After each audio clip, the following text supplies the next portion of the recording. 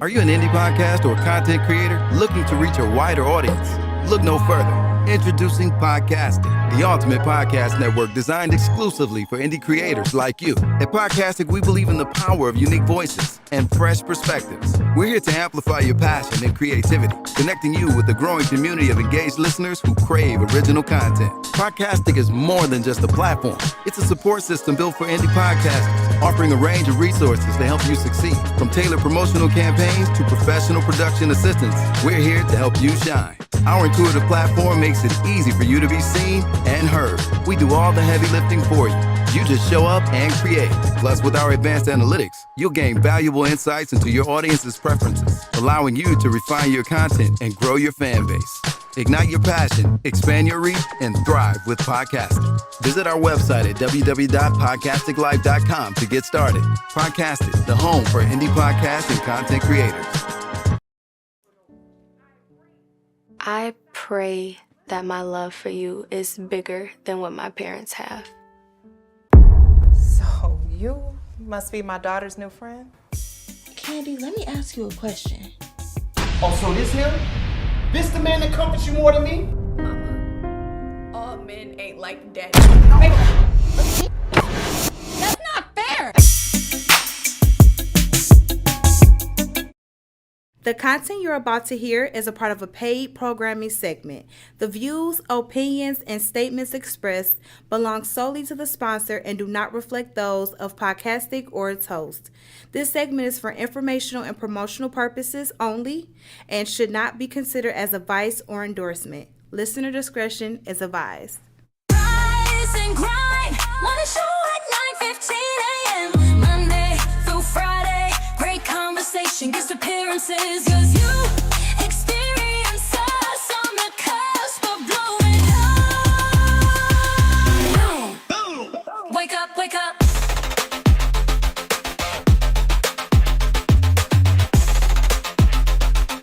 Rise and grind morning show. All right, the world is back in order. The #1 rap reporter. What's up, though, y'all? Welcome to the Rising Ground. Is it raining outside? No. Oh, that was the collapse. Welcome to the Rising Ground. I want to show y'all we do this every Monday through Friday. Listen, I don't have no gas station chronicles, Praise God. but I do have one from last night. Oh, there. You should never go to the gas station on Davidson and Illinois at 12:30 in the morning Absolutely not. to go buy ice cream. Wait, go on Davidson and where? Illinois.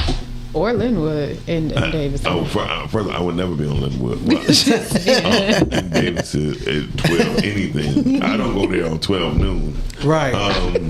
Shut up. I'm not in any of those neighborhoods. Of course you're not, Brittany. Of course you're not. Two-parent household. Listen, so I would say said this. me. No, Brittany knows. He says it all the time. That's why I just let him be foolish. Shout out to women who was raised with their father in the household. That's what I like to say. Yeah, that's real. Yep, and I want a great Brittany. You're not going to get rid of it today. Hey, y'all, Brittany Chanel. Hey. Good morning. Good morning. Today we got the one and only Mr. B. Todd, the perfect gentleman, is in the building. What's going on, ladies and gentlemen? Top of the top. And we got a guest, a special guest. She's not just a guest. She's not new to the show, but she's a newbie. She go by the name of Candace with Candace Photography. Candace Page. How y'all doing? Candace How y'all Page. doing? Candace Page. Page. So, Todd, how was your weekend? This weekend was great. Man. I broke fast with the family. Went to a restaurant in Dearborn. It was cool. It was real cool. What restaurant was it, if you remember? I forgot. Honestly, I forgot the name of it. But the food was good. The food was pretty good. It was. Y'all it was. done? No, it ain't over with. I was about to, I know y'all can eat at night, right? When the sun go down? Yup. Is that It's how like it goes? 6 to 6, right? Well, the time actually changes. So it went from 6, and then when the time changed, now it's like 7. After 7:30, we eat. Yeah, I thought it was when the sun go down. Yeah. That's when the sun go down, sweetie. No, the sun still be up at like 7. It depends on the day, quite honestly. It really does. Like this, it's it has not been doing what it's supposed to do. That's why he said 7:30. Pay attention. I said 7. Follow. Anyway, Miles, don't make me. I got to make the right cuts because Ty just cussed me out I ain't cuss you out. He see this. Miles, you know what? You be fucking up. No, that ain't even what I said. Because I'm trying not to cuss. Thank you, because he is fasting. So I know he ain't had no potty mouth. He said you need to chill out. Yeah. Because she was saying something important, and then here you come. Oh, the only reason why you remember because you were saying some important stuff. But I never said the name. When Brittany was saying, that's the only reason why you remember it. That's all. That's not what I remember. I listened. I like your attitude this morning. I really don't care. We like to give it up to our super producer and engineer on the one and two, bringing us to you none other than Shannon Shan. Who better get on that goddamn camera and say that right now. There she goes. Like, hey. And look, she kept her flip the dip hair and everything. Listen, shout out to all of the rising ground women who keep it in natural. Yes. We keep it in natural around here. The claps need to be louder, please. Yeah, please. Yeah, and longer. Thank you. Because ladies. that is fire. Thank you. The ladies keeping it natural around here. Yeah, that is fire. That's what we do. Shout out to Lake. Lake was showing how she shake and move and grind. You remember? Yeah, I remember. Yeah, it wasn't that shaking though. Shout out to Lake. Yeah, shout out to Lake. Shout out to Lake. Glad you enjoyed your birthday. She was trying to twerk. She was trying to twerk. She was being grown? Yeah. She was being fast. She wasn't really twerking anything. Yeah. Okay. It was like her jeans shook. in the same. I wasn't trying to twerk though.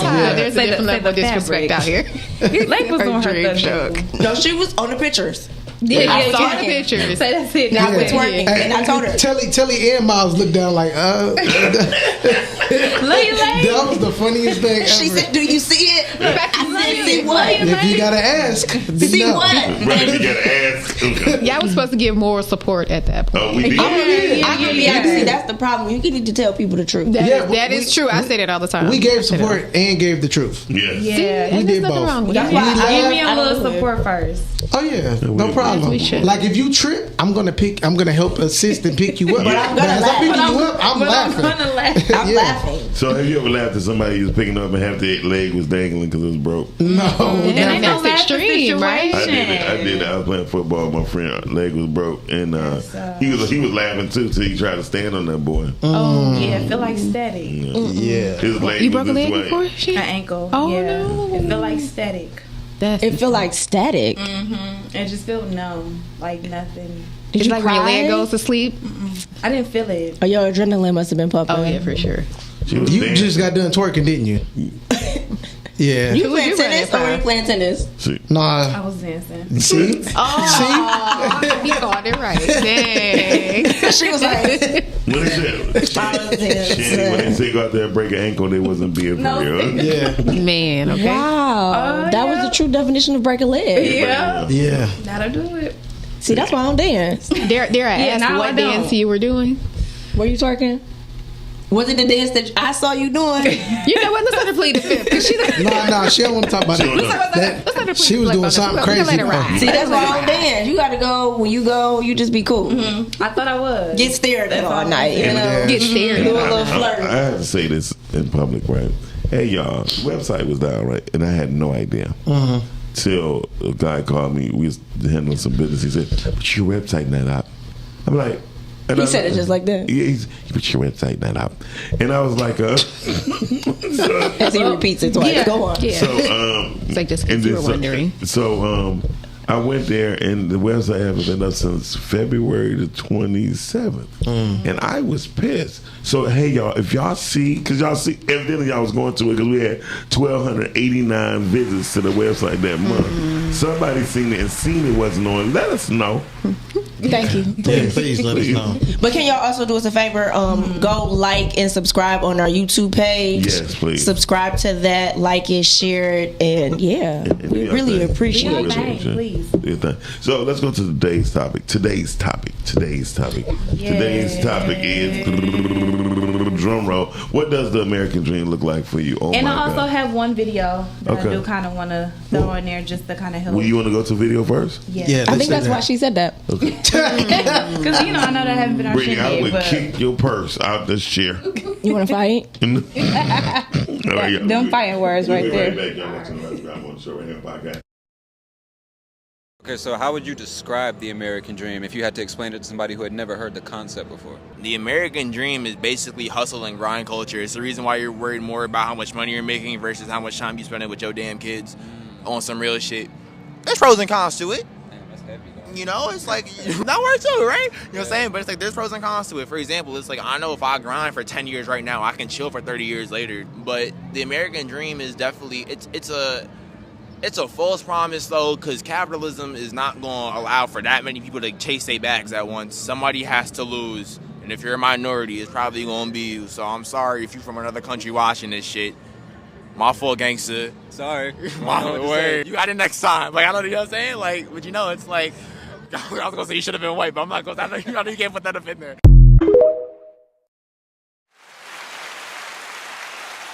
All right. What was the last 2 seconds of his conversation? I know he was at least 21. Well, at least I know we eat it. Yeah, that is the hustle and grind. No, the shirt said it all. I didn't see that. I saw the hustle and grind, and that's basically American. It is that Spelman. I did see that. It said Spelman? Okay. So he had the wrong Not school. where you eat at, though. That's right. Jesus. Oh, I got eat it. at. I know where I got it. It's like where you eat at. So do you guys believe in American dream? But him being at Spelman is incorrect. Right. I don't understand if people did anybody Listen, pick y'all. up He on spent that. the night at that woman's house last night. He didn't have nothing else to wear. Let him rock that shirt proudly. Well, the fact that they were in the same size is questionable. That's a problem. You understand what I'm That's a little saying? shaky. Yeah. She might have some heavier situations up there. You know, maybe heavier situations. One would hope, but I mean, Well, I'm Let just us hoping. pray. I mean, he had Spelman. Father, is us your faithful Well, servants again. yeah. Do I believe in the American dream? Absolutely not. No. No. It is a hustle and grind culture. Yeah, it So is. does the new way of the world make you feel like that, though, or like how it used to be? Like, do you think that the American dream is dead? I don't believe nothing changed. I believe the American dream lied to us. Yes, Yeah. absolutely. It was go to school, go to college, get your education, you come out, you get married, you get your home, you have your 2 children, white picket fence, and your dog. Yeah, in the backyard. Now you made it. You go to college, you're in debt for God knows how long. Forget dating. We don't even know what that means anymore. No People aren't social even life. having children, and the dogs are now the kids. They Yes, yes. You that understand really what I'm summed it saying? up. So now Smoke you're in debt. Now I'm in debt, and if I'm not grinding and if I'm not working, then I'm not doing anything in life. I'm being overworked. I don't have time for family. I don't have time for myself. The mental illness out here is to the extreme. It is. Yeah. But then you go to these Very other places, undiagnosed. they barely They have peaceful. shoes on their feet, They and Exactly. peaceful. they're cool. Or they comfortable with no shoes. They just walking around barefoot Yeah. the whole time. They Yeah. they good. So have y'all ever like they have seen the movie Crazy Rich Asians? No. No. Okay, I it's see dope. some of it. I love the movie, but the mother basically sends her son, because they're from Singapore, so she sends her son to America to get his education. He falls in love with a New Yorker, American woman. So he brings her back to Singapore because he wants his mom to meet her. He's super rich. I'm talking billions and billions and billions of dollars, right? And the So mother, like the Asian version of Coming to America. kind of, sort of, Okay. but not really. But the mother doesn't want her because she's an American, Right. and she doesn't like her mentality. Right. She was like, she said, all you Americans care about is your happiness. You guys are selfish. You don't care about anything else but how you feel. Yeah. Yeah. So she doesn't want her the girl to marry her son Right. because of that. And she told her that, or she told the No, son she that? told. No, she said it in the movie. She was very like, Americans, all y'all care about is your happiness. Like, it's a specific line that she's talked about Americans. Yeah. So- And when she Is said that it, a bad thing though? To care about your happiness? How Because about I this? just like if I you feel don't, like- who will? I feel like happiness is a temporary emotion, just like everything Exactly. else. Yeah. It's, Okay. it's like anger. It's like being sad. It's all temporary. You're not gonna be you're happy. not going to be happy. 100% of the Always. time. That's true. But if you So- take it biblically, God did not say nothing about happiness. Never. He said something about joy. Joy. And he Yeah. said something about peace. He Yeah. said something about love. I picked He joy. did say something about Yeah. abundance. He never said anything about your happiness. Yeah. So that's the pursuit of happiness. That's why everybody's hustling and grinding, because they're in the pursuit Yeah. of happiness. And guess what? Happiness does not exist. Brittany, I think you better tell Sarah Jakes to move on over. You know. Yeah, for real. The reason why I'm pumped, because I was in prayer this morning, so I'm really pumped. Yeah, yeah. If I'm speaking, it's not me. That's all I got to do. I get credit to the Holy Spirit. It's not me. And sometimes we need to hear that. Though. It's not You me. know what I'm saying? Yeah, Let it's them not use me. it. I don't believe in the American dream, but if I did, I would believe more of a balance. I would believe more into pouring into my craft and being able to kick it with my family. You know what I'm saying? And it's not nobody lacking. I'm not missing nothing important, and money still being made. Like that's the American dream to me, if it was able to happen. Right. But other than that, I don't believe in it. I feel like everything is a myth or is all bull. I had tested this about 2-3 years ago. I told people, listen, just give me 4 lines from the American Constitution. Just give me 4. Nobody was able to say it. I'm sure. Then I say, just give me 2 sentences from the Declaration of Independence. It's like we living our life off of things that's a falsehood, off rip, and we living off of laws and rules that was made in 1776. Or what we heard. There's a lot of people going off of what they heard. Yeah, you know what I mean? Yeah. I mean, because I hate to say this word, and people, it don't bear to no one who's sitting at this table, but we stupid. We believe anything somebody tell us. Yeah. D-Gun said that. Yeah, I mean, Who said that? D-Gun. He said that. He said D-Gun. Let me tell you something. That man is hilarious. He said he was like, black people are stupid. That's what he said. I mean, But think about why. And we're talking about black people in America. Yeah, because if we go outside of America, baby, they are highly intelligent and highly spiritual. I never met a Tyrone Jenkins that was valedictorian. No, I haven't either. Tyrone what? Jenkins. It's because he Jenkins or Tyrone. Which one? It's the Tyrone both first. of them is an oxymoron. Right. So Erica didn't rooting for Tyrone everywhere. Not even a middle name, brother. You see a Tyrone, it's like, hey, you go that way. So I'm gonna be honest. I really wouldn't want to date nobody named Tyrone. I ain't gonna lie. It was a lady. Like he old. It was a lady that was 146 years old on Facebook. Wow. Right? 146. 146. They was living like that in the Bible. Oh, no, listen. She said, What was she doing? living, and that's her word. Her main words was, "I was living. I grow my own fruits and vegetables." She said, "I never ate out." You know what I mean? She said, "I never ate out." So she was like, she has her own. She been having her own garden forever. She said when her family, she outlived her children. Wow. You But feel me? I personally believe that's how we were supposed to eat. I believe wholeheartly that we were supposed to be eating fruits and eating vegetables, because when we were, I don't know about you, but I just remember when I was younger, my great grandma had garden. She had a garden. She had peas back there. She had tomatoes. And my mom and my dad's house, it was a pear tree in the back. And then at where we work at, we actually have blackberries that grow on the tree in the back. And I don't see that anymore. My granny had an apple tree. My parents they actually had their own garden. So my mom is very she's not necessarily allergic, but one of those things like it causes her to itch and break out and stuff like that with tomatoes. And so, she used to eat stuff. And I'm like, yo, ma, not too much spaghetti, because you know how you is. My mom, she's very fair skinned. And so they started growing their own garden over there. Like when COVID started, I wanted to say. So they have bell peppers that come. They have these big cucumbers that come. Now, I grew up on Joy Road in Southfield. That's where this garden is, okay?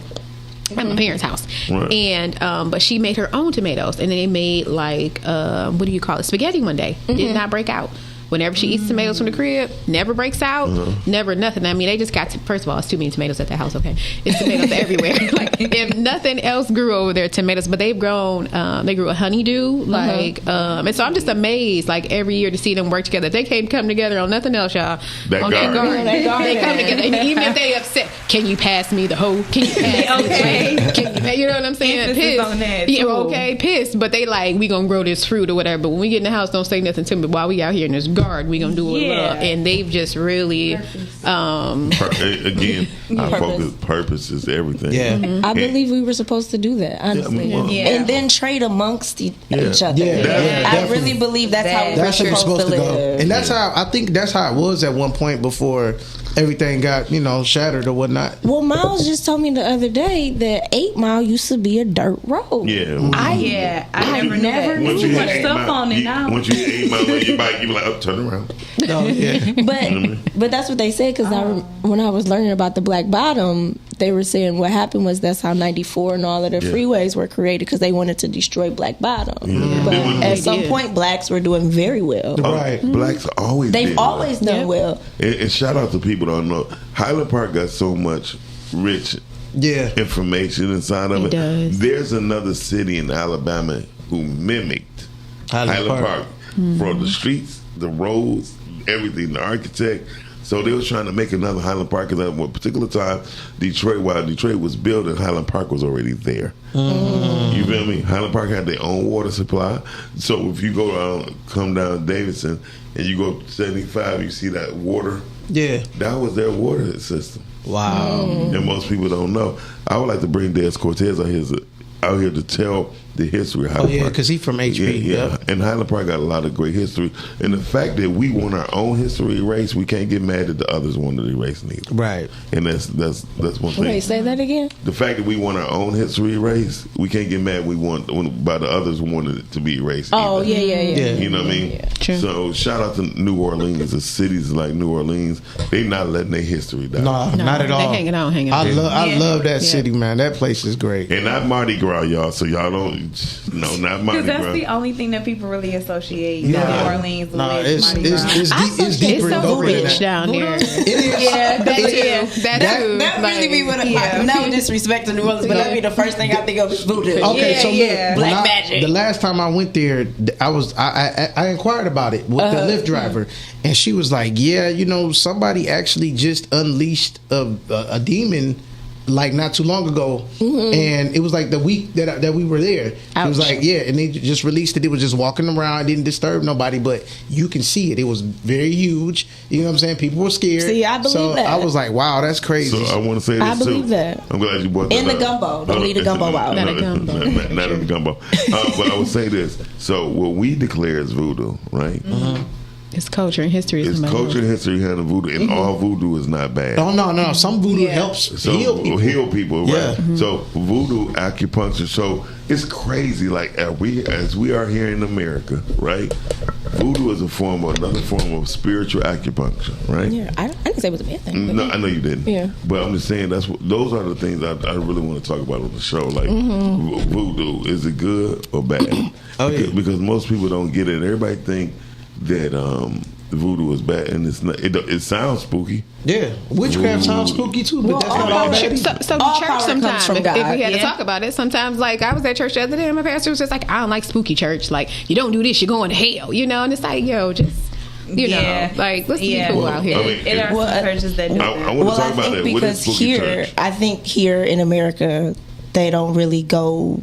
Like they just kind of just read the letter Right. in the Bible, and they're not searching for the actual spirit that's in Got it. it. So it's a lot of people that don't really know about a lot of spiritual things here in America. Right. So they don't understand it. So they're not seeking to understand. 1, 2, they just deem it as, oh, it's a demon.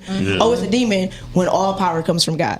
Absolutely. You know what I'm saying? I mean, God used the devil with Job. Right. He had to ask permission. Oh, he's the devil with everybody. You know what I'm saying? But I'm just saying, and that's what people don't really understand, right? And the second you be like, oh, God would never do that. You don't know God. And that's the thing. If people really realize everything that we go through, it has to be allowed by God. It That's has what to. people don't get. It has to be allowed by Him. Whether it's a struggle, whether it's pain, whether it's hurt, and whether it's joy, it all has to be allowed. The devil have to come to Him first and say, "Can I do this?" You see what I'm saying? Because he don't have no authority. And you see know what I'm why saying? while he's allowing it, because it's something that he's trying to get to you. Yep. And or get out of you, right? That's what he's trying to do. He's trying to add something to you, or he's trying to take something out. But it all leads back to him. Yep. Because if you didn't go through the pain, if you didn't go through the struggle, you wouldn't look for him. Very true. And that's really what it is. I want God to add to my Bank of America account. It's there. You just got to get in alignment with what he probably asked you to do. And be specific. All right, y'all. Definitely. Oh my God. Definitely You about being have got to specific. get into alignment. Man, if you're not specific, it's gonna come any old kind of way. Here's the thing: why do you want it?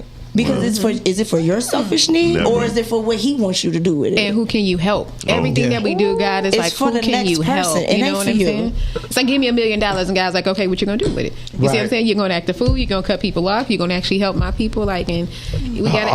Are you gonna run through the money and be broke again? Is it for your selfish gain? And do you have room to receive it? Yes. No, having room is Because very a lot important. of people don't have the capacity. Because they're not ready. People ask for a lot of stuff they're not ready for, whether it be relationships, money, or anything else. People are just like, I want. It's like, are you in position? I want a husband. Are you in position? My homie said he'll never hurt none of his enemies. He just wish $1 million on them because they wouldn't know what to do with it. They'll kill themselves. They kill it. That's a good answer. What were you about to say? Brittany, God I need one of them grapes.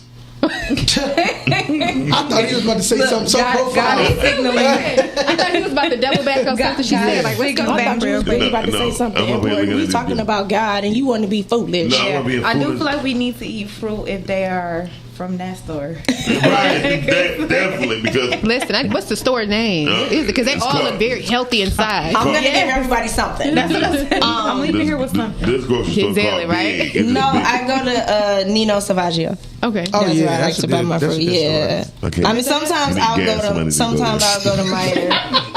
But the thing about fruit, you just got to know how to pick it. Yeah. Yeah. And a lot of people don't know You how have to pick smell. fruit. That's true. I use Brittany's technique So to the pick my trill. fruit. Yeah. I use her technique. If to you pick can my fruit. smell it. If I picked up the cantaloupe, if I can smell the cantaloupe, I put it back down. I like the Brittany bullshit. This thing, I picked up one. I said, it's just. Did you smell it? It's Yes, scent- and I can smell it like right. If I you was can like, smell it. put it right So there. if you Yeah. can smell the fruit before you even do anything with it, that's how you know the fruit is good. Hey. Yeah. Now watermelon, I have not mastered it yet. I heard it's about a hardness. Like, Yeah. But and then they Or say with the hollowness, I yellow think it and things is. like that. So I haven't mastered the watermelon yet, but the other fruits I have definitely. yeah. Yeah, I got a watermelon the other day, and I mastered. thought I was winning. I'm like, ooh, I'm about to finally be a big girl. Cut this watermelon up by myself. Okay, start buying these little, little trays of them. No, And Brittany just no, grabbed one. I just- got there and it Brittany wasn't a grabbed seedless. one. Thank you. Yep, it was a seedless watermelon. It was I looked seedless? at I looked at this tag after the fact. I'm like, ooh, I done got. You want to try I was like, I just want one grape, one or two grapes. I was gonna give you two. I wasn't gonna Heavy give on you the soup. right. Heavy on the soup, I was gonna please. give you two, nothing else. two. Well, I wasn't Oh, gonna. that's cute. You got your little. Your little smile, got your two medley. eyes and a And little look- nose. Not a It medley. looks funny. Hey, gentlemen, A little medley. Yeah. this is what a healthy prostate looks like. And Rhea said it's hard to find seeded grapes. Speaking Oh. of I ain't In gonna the lie. Eastern Market. You have to go. Speaking of which, me and somebody that used to actually work in the urology department, it's not enough me and going out to get your prostate checked. Please go get your prostate checked, man. Like, it's Yeah. one of the quickest and most, like, most silent killers that there is. Yes, Go get your prostate it is checked. indeed. Sitting up there on that floor having me. Don't get me wrong, I ain't gonna lie. It's a little unique, like, and nobody wants to have the derriere, go through the back way check, but it's very, They can very take your important. blood now. They From take what I your heard, blood. yeah, They can can, take- and they can do your blood. They Yeah. can find out so much stuff with your blood. and, It don't and make to no prevent sense. and fellas, to prevent having prostate issues, you gotta have sex. You can't be sitting up playing video games all day, hanging out, drinking and smoking with your homeboys. You got to get it in. If you I'm still not playing video games after Yeah. a certain age in life, sir. Cut it Yeah, off. yeah. Sir. You see that little girl on Jennifer Hudson song? Which one? She buzzed out her mama's boyfriend. She said, and if you on the couch playing PlayStation all day, you need to get rid of him. Oh wow. So Oh, here's was this girl? my thing with Out the that. moms and babes, baby. I'm like, how old was she? I don't mind it if everything else is like taken care. If that's like your little, because I like to read my To book. wind down, So right. that's how you wind down. But everything else in this house better be taken care of. Oh yeah, the dishes better be washed. Sleep. Things of that nature. Yeah, it better I be don't clean. mind that Yeah. as long as you. I tell you the guy, it was his wind down. Like, he was a chef and he was there. They opened at like 4. He was there at like 9 most days, and then he worked a lot of days until like 10 at night sometimes, or like at least like 7, so a 12-hour shift. And so I used to have to, because I used to be like, playing games, like what are we doing here? Like, but he would come in and like, at a restaurant, he's like sous chef, so it's like it's kind of frustrating. You calling orders all day. People got stuff wrong, you got to take it back and stuff like that. And so it took me a second to kind of sit back and say, like, that's his decompressor. And then when he was done, he get on there yelling a little bit, acting a little crazy for a little bit of time, and then it's like, Come tell your hey, ass up. sweetie.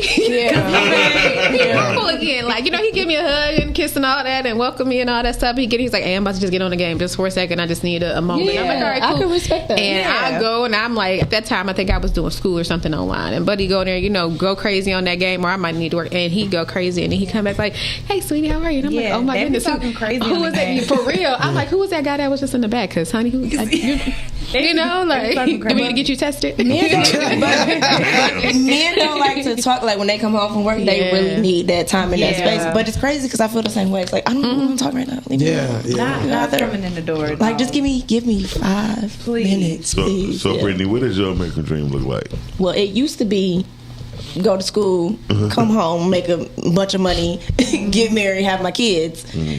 It ain't none of that no more. Honestly, it's really being able to be flexible with my life, right? So I want to be able to do the things that I love to do while making money doing it. Okay. Having time again for myself, having time for my family, and then of course putting in work, but not, killing myself to do it. Still being at peace with it, like being able to be flexible with my life. That's my American dream. Yeah, I sense that a lot of times American dreams was given to them.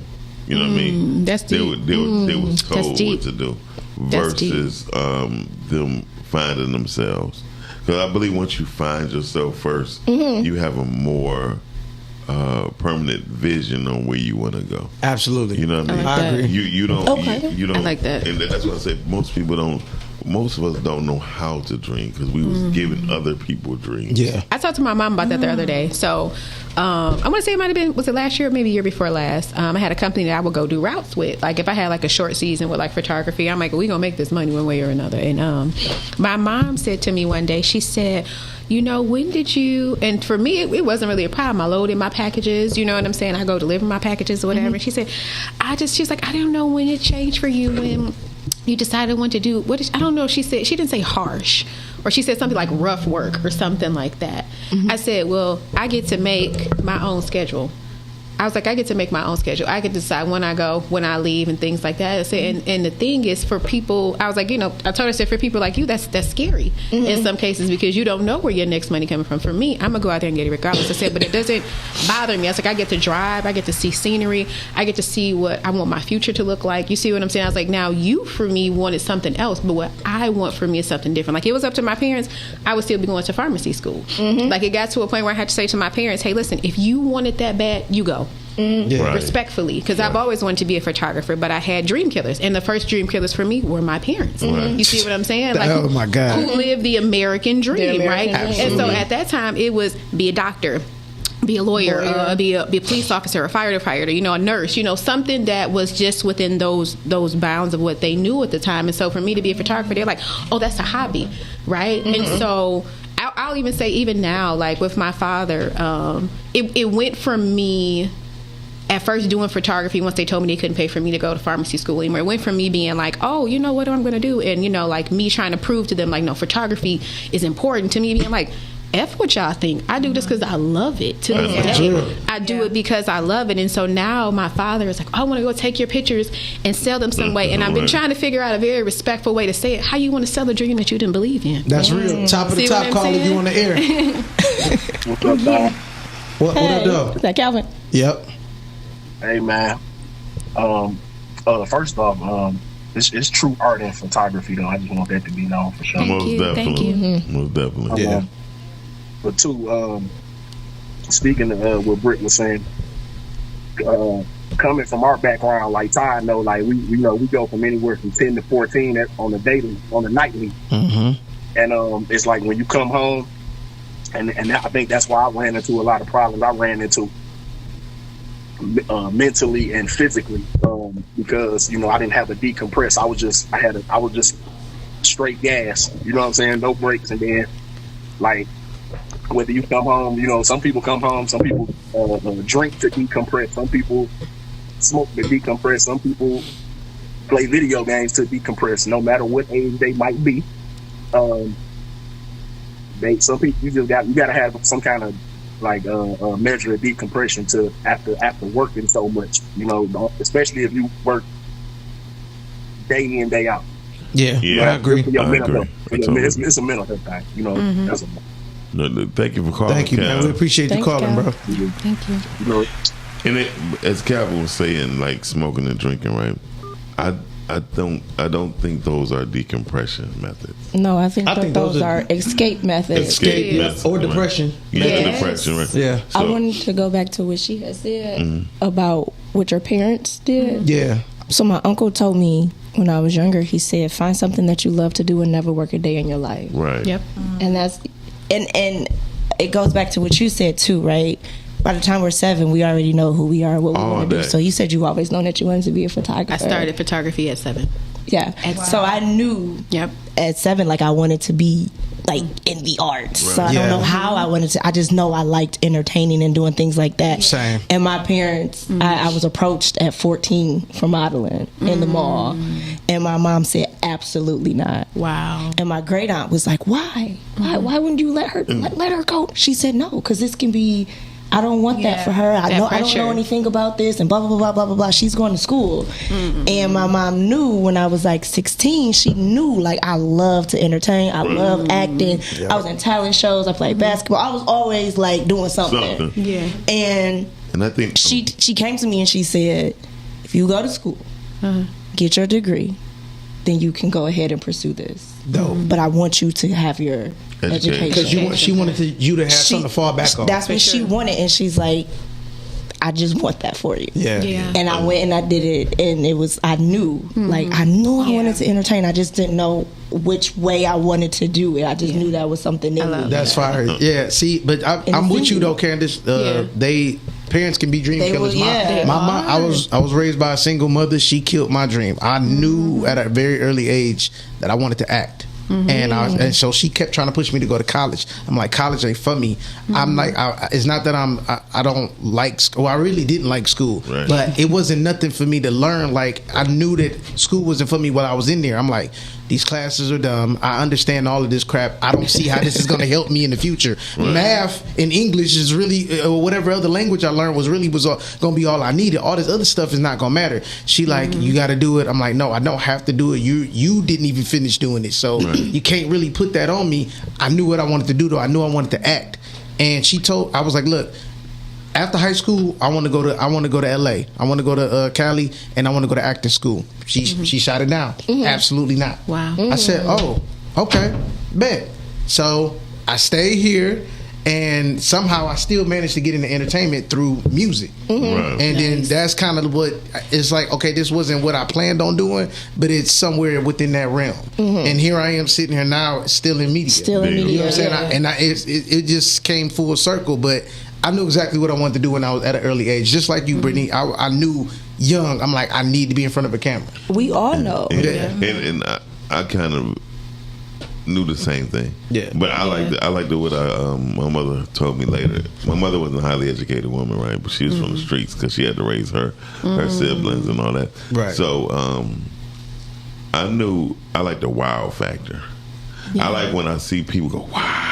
And it's funny, I just seen my wow factor happen on TikTok yesterday. Not TikTok, Facebook. TikTok sucks. Okay, say it right. TikTok sucks. No, seriously. All right, okay, it's okay. Say it right. Y'all too young to remember, but y'all remember the thing, the viewfinder. The viewfinder, you stick a disc in and you go. Oh yeah. I remember that. What is that? It was a disc. Okay. Yeah, it was a disc. You put them up to your eyes. You put them up to your eyes. Yeah. Remember them? It was created by a black man, right? Most stuff was. Or a woman. Or a woman. But, you know, I digress. And so, for now. And so what happened was, that was my first wow factor. I was walking down Toys R Us aisle, right? And I saw the white kid like, shout out to Toys R Us. Okay, we miss y'all. He was like, ooh, wow. I don't want to throw toys. He was like, ooh, wow. And I was like, I looked at my mom. My mom said, PD, no. I was like, she was like, I said, man, I want to make something like that, right? So I used to always take stuff apart when I was little and put it back together. The first TV we had could never get Channel 2 again, but that's besides the point. There he go. All we got slap something there. But it came down to the fact when my mother, upon her deathbed, they had a family meeting, and my mama said, okay, baby, you know I'm not going to make it. Where do you want to stay at? And I told everybody that story. And so I decided to stay here. And my auntie was kind of livid. She's like, what are you going to do? I said, my music. She did like to say, music, rapping for real? You think that's a real job? I said, I don't want to have a job. You know what I mean? I said, I want to be an artist. I want to be a recording artist. She said, how long do you think that'll last? I said, as long as I go for it. And my mother looked at her, well, shit, he ain't never told me that. Yeah. Like that. Like, you know, and so it made me, it triggered in my head that, all y'all believed in is what white folks ever told y'all. There you go. And it's Right. programming. And they hated them though. Right. You see what I'm saying? Y'all support the very thing that y'all hate. I think we were talking about that at the coffee shop the other day. But it's like, y'all support the very thing that y'all hate. Funny story that you say that about music, Miles. So I went to school with Sean. Y'all know him as Big Sean. We literally sat in classes together. Sean sat right behind me. We rubbed shoulders, talk, trash and all that stuff. And so it's full circle every time I hear Sean talk about. I think I got Missy. I went to see him in Atlanta one time when I was down there. And so Sean was told the same thing by one of our teachers. But she was one of those teachers that believed that pretty much saying that you couldn't do something would push you right into doing the exact thing. And that's what she did. So when he got up there one day, he got I think she had us do like a poem of some kind, but I forgot how she had us tailor it. And she was like, so what you want to be? It was like, so you want to be a rapper? Oh, everybody doing that. Why you want to be a rapper or whatever, right? And so when he tells that story on stage, I lived that story with him. We actually graduated the same year, but I lived that story with him. Like, and our teacher being like, no, if you can't do it, go find something else to do. But and shout out to Dr. Umar Johnson. I can't say this again. Please, God, don't let me. No, but I was saying that it due to that story was because teachers realized what was happening in our school system. They took away so much for black men not to progress in life with their hands. That's why they took skills out of school. Trade. They took that stuff out of the school. Shop. I did not know that they had auto mechanic shop in school. Yeah, they did. They did. Yes, they Until did. I really I had thought about it like that's what and we used to actually had in Detroit. I think we had 6 trade schools. You feel me? I mean, full-fledged schools. They don't even have swimming anymore for some of the schools. That's crazy. That's a life necessity. Yes, it is. That's a life necessity. I still can't swim. But I'm just saying, it's because of my fear of drowning. I've almost drowned 3 times. So I've almost drowned. So it gets like that. Yeah, it threw me off because you play sports. So that's, but it was my fear of drowning. So like every time I go under, it's like, okay, I got to go back because I feel like I'm about to die. And for ladies, I'm telling you, once you learn, you're gonna be fearless. And I have children. I plan on learning with my kids. Okay. I'm putting them in at 6 months. They're going in. Because I want to do that Michael Phelps though. Like I can swim under the water. I can survive. But that Michael Phelps swimming, that's what I want to do. Because I hear it tones the body. I just want to know how to get to the other side. I can float there. That's all I need. I can float. I just want to get to the other side. I just need to know to survive. Okay. Like my best friend's girlfriend. I was the first class to come out of the new cast, and then we had swimming at the old. And she's like, I never knew we had a pool. I'm like,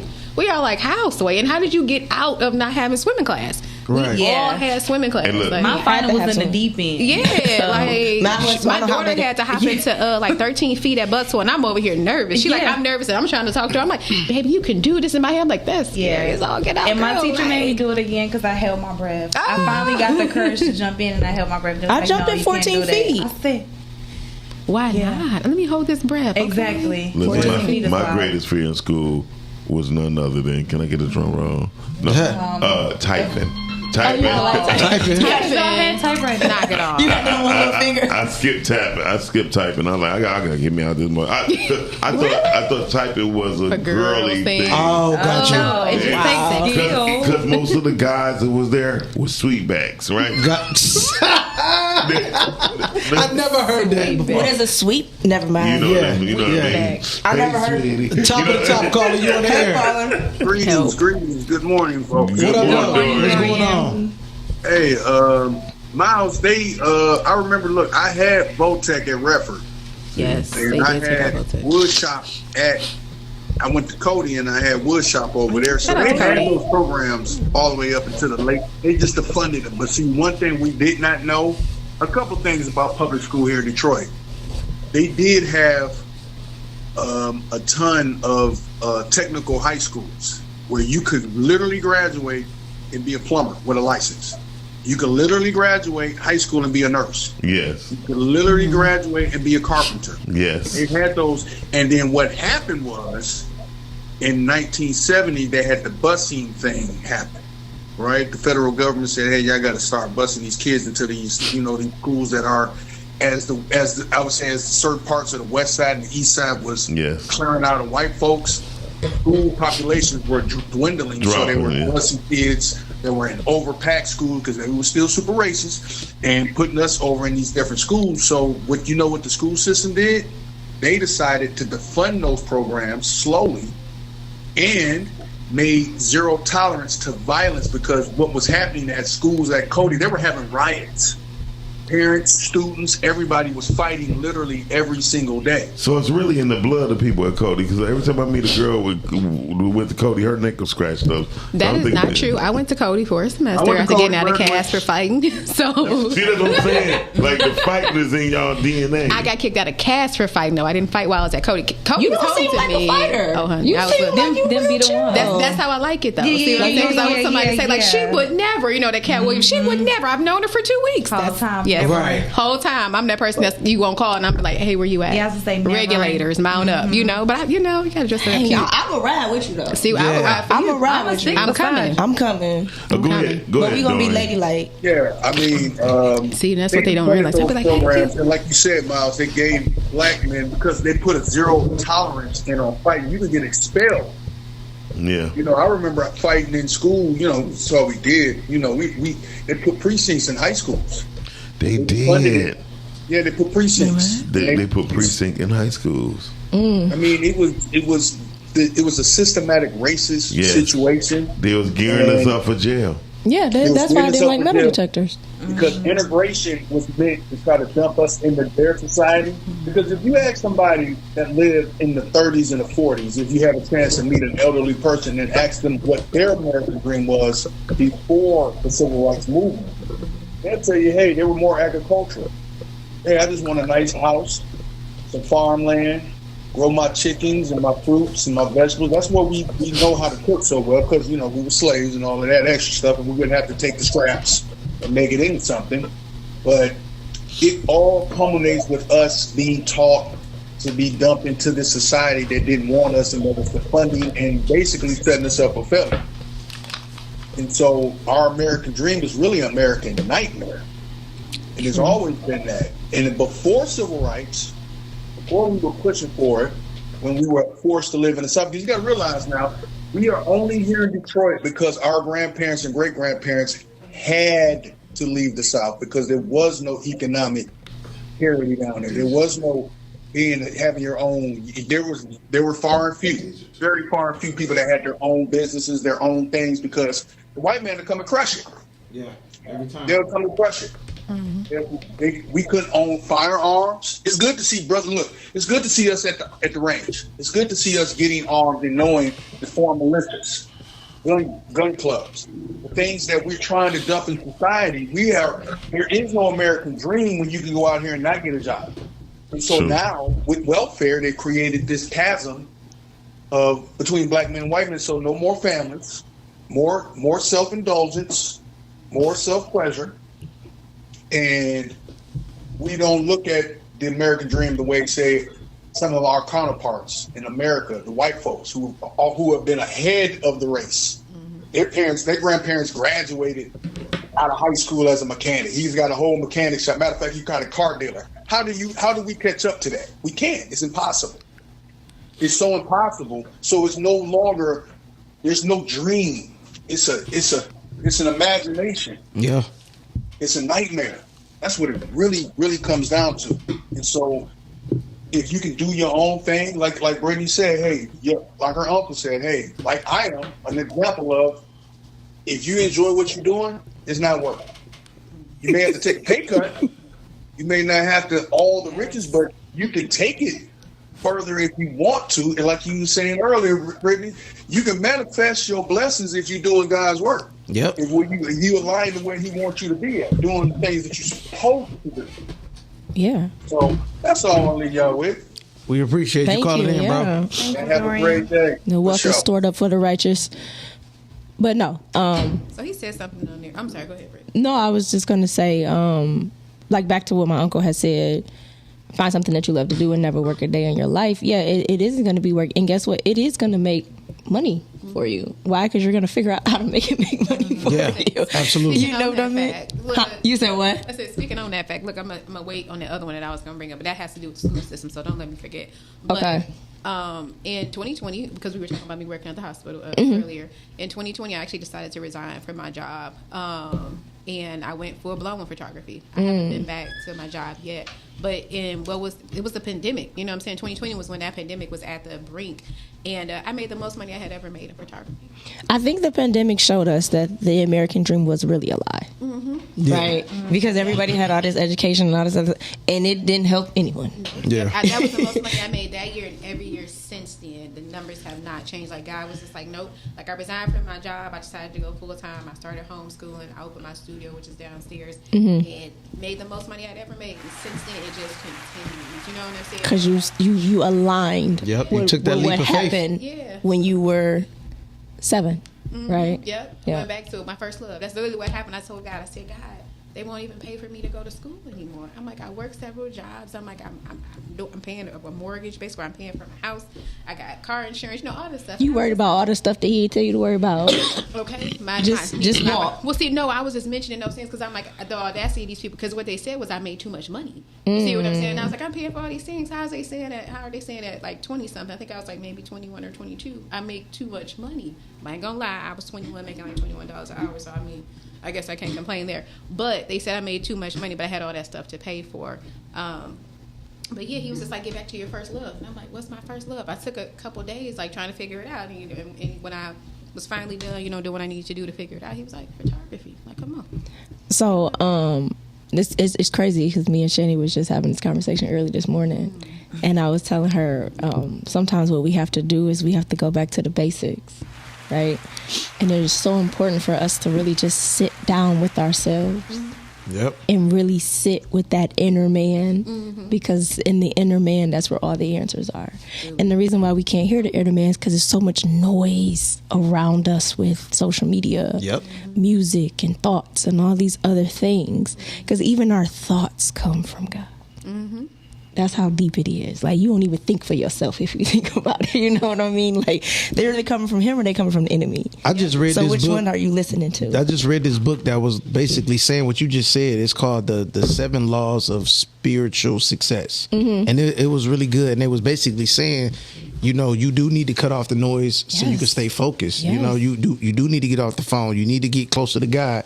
All things of that nature. And it was just saying, like, you need to find a way to get grounded so you can let that creativity flow. Because that was meditation, right? Like, if you go back to the Bible, they always went somewhere to the mountains, or they went somewhere by water. They went somewhere and got quiet so that they could meditate. Yeah. The meditation was them being silent so that God can actually talk to them and say something to them. And sometimes it's a lot easier said than done. A lot of people don't like that. Yeah. People don't like isolation and things like that. But that's where God does his That's best where work. he does his best work. When you are by yourself and there is no one there, and a lot of the times he removing the people so that he can get you by yourself. If you notice, when people do finally, I've started following God, they were at their lowest point, and before they even got there, he was calling them. You just wasn't listening. Man, he like, you hear me knocking, let me in. But you ever notice something? Speaking on that, you ever notice how, say you're going through a situation and you're trying to call 1 million people, okay, for the answer? Yes, and you can't get nobody, right? The second you take a minute to talk to God,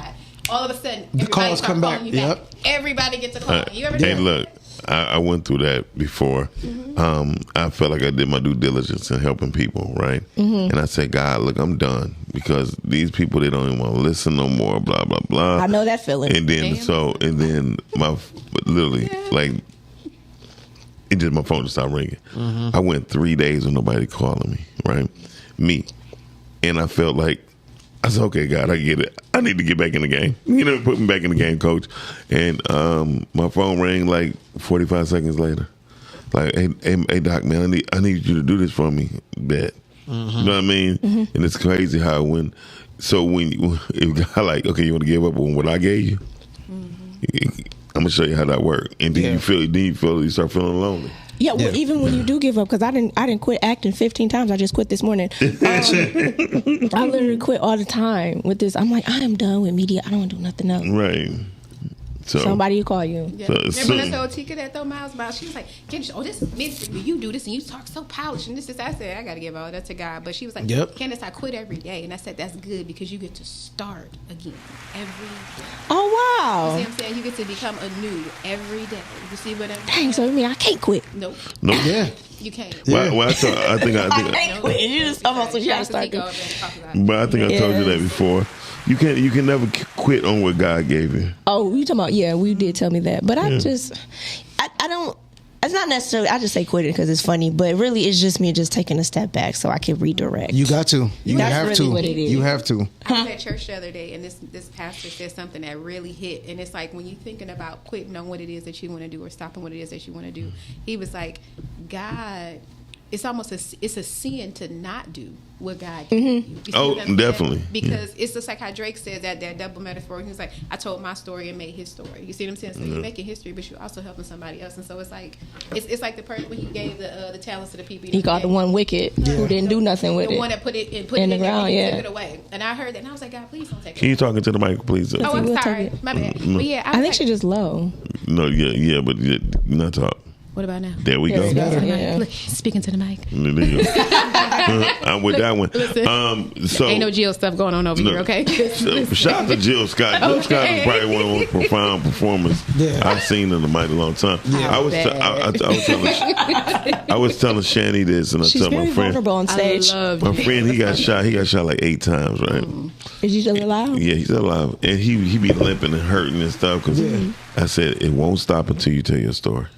That's real. And same thing I tell Shani, until the things that you go through in life, if you don't tell it and give testimony, and not just your testimony. Like God wrestling with Jacob out there. Touch that hip. What happened is that's part of your healing process. That's how you heal. Telly.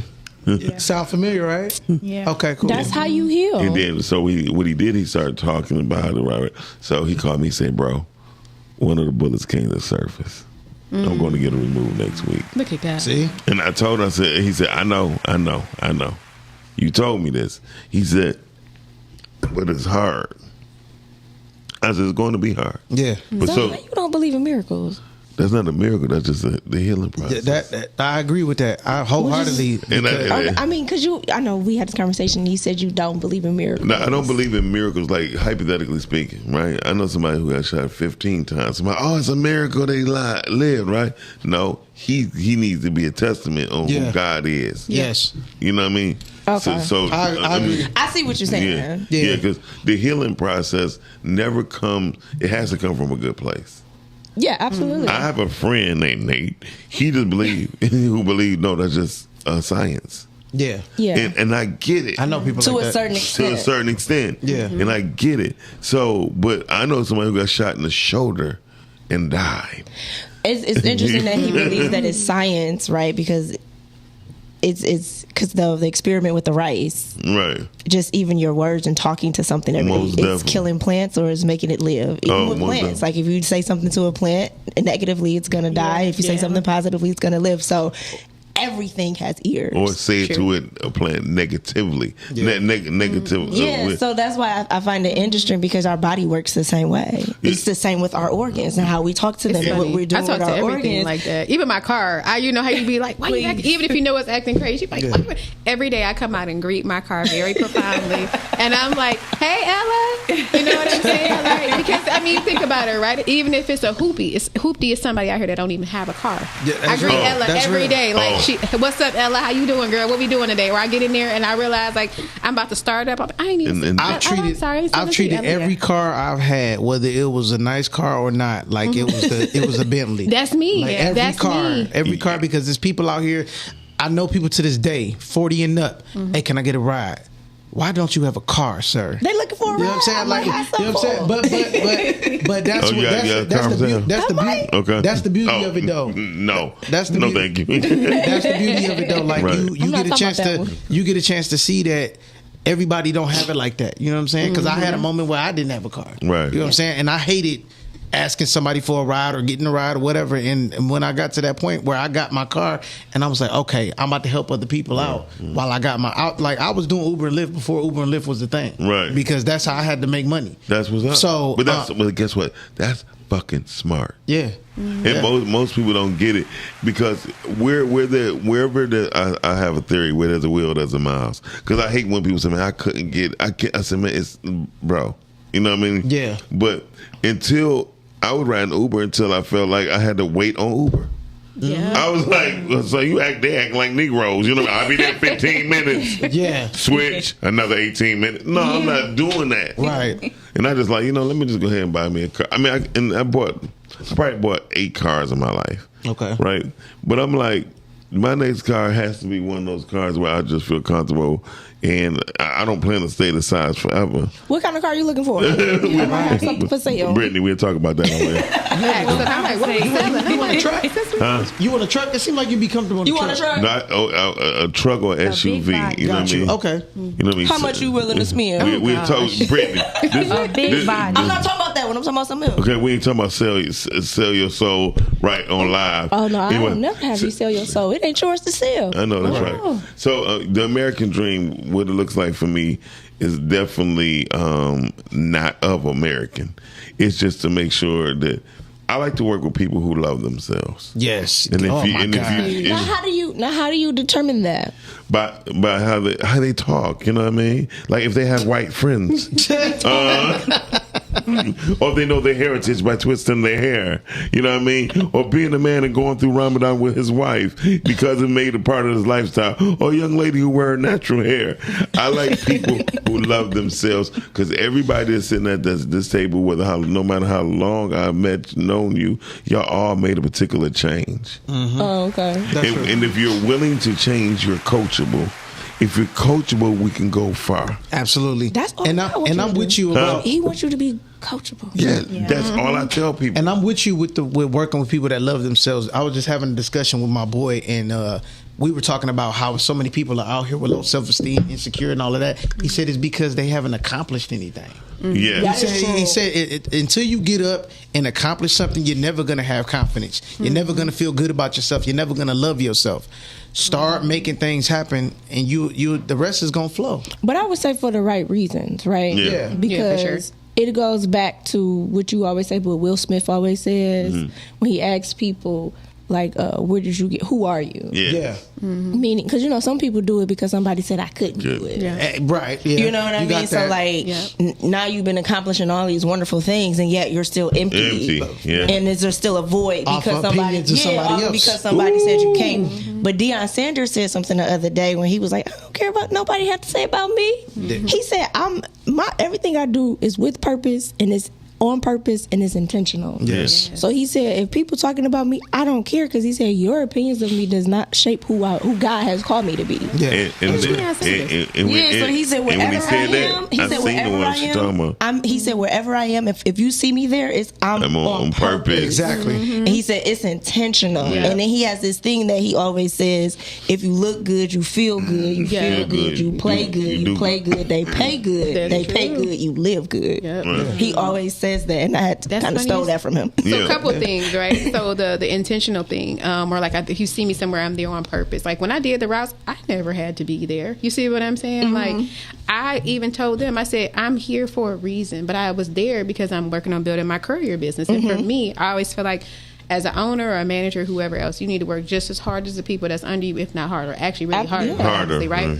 Yeah. And so for me, I had to go and put feet on the ground. So my mom, she only sees me delivering packages. She don't see the dream of me saying, hey, I'm about to start this courier business for young boys and young girls. You see what I'm saying? To make money where we ain't got to do McDonald's. You can go there to get the structure of what it's like to work with somebody, but this is what I want you to be able to do, because this is a very untapped market. But transportation and delivery and things like that, it ain't going nowhere. No, you see what I'm saying? It's not. And so she only sees a piece of the dream. You see what I'm saying? So if you only see a piece of it, and that's your opinion right now, I can't tell you about the rest of it. I just got to go do it. You see what I'm saying? It all depends on what. So here's what I want to do. I don't want to get with no financial advisor.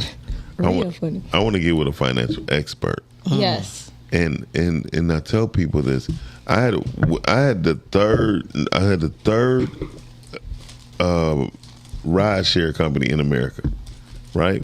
It was Uber, Lyft, and it was us. Okay, it's called Tap. I say if you're feeling Uberific and you need to live home and you need a lift, tap your way home. So when I did that, the week we launched, there was a class action lawsuit on Uber and Uber-like companies. It was a national law firm who said, "Listen, you can retain us, but it's going to cost you $75,000, and or you need to shut down until this thing is fixed up. You shut down until it got fixed. I shut down. You probably in your area. In your area. Right. So, your area. And so the person who partnered up with me, I felt bad because they put up 80% of the finances, but I did 100% of the work, right? Mm-hmm. And they were looking at me like, but what are we going to do? I said, we don't got $75,000. This is a class action lawsuit the Yellow Cab company put on. I'm coming for your ass, and that's what they shoot program. Pelican back. Yeah. So when we shut down, I felt bad because again, research, right? Yep.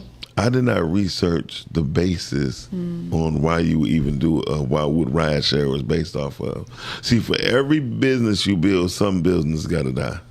Absolutely. You said for every business you build, some business has to die. Absolutely. And if you a punk bitch, you just gonna die. If not, you gonna fight. And that's what Yellow Cab Company did. It's evolution. It's evolution. Yeah. Like we had this discussion on Pod Talk. We was talking about how it came from the record players to the tapes, from the tapes to the CDs. Now we on our phones with music. It has to happen. Digital. It has to happen. Right. And well, you have to prepare for it. Yeah. Because rain is coming. I like how you did that, Shani. Go ahead. Rain is coming. Yeah, and it's how you prepare when the rain is coming. Are you sewing something? Yeah. Are you sitting like what are you doing? Ooh, that's confirmation for me. I'm sorry. So I'm glad you said that because prepare.